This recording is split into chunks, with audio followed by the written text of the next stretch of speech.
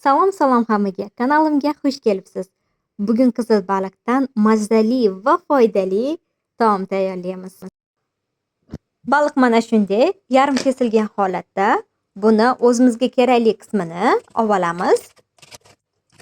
Bu taomimizga asosan baliqni o'rta qismlari, katta butun qismlari kerak bo'ladi. Bosh va dum qismlarini olib qo'yamiz. Mana kerakli qismlarni ajratib oldik. Ana endi bunga tuz, murch va qizil paprika qo'shib olamiz. Ikkala tomoniga ham tuz, murchlarni bir xilda qilib sepib olamiz.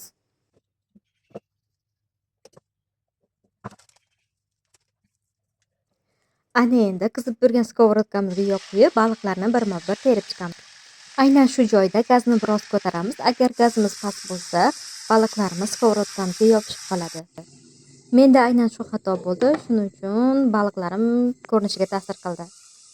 Skоворodka qopqog'ini yopib, gazni pastlatib, baliqlarni dimlab qo'ydim. Ungacha guruch va brokolini tayyorlab oldim. Mana balig'imiz tayyor bo'ldi. Ana endi buni chiroyli qilib tarelkaga qo'yib chiqamiz.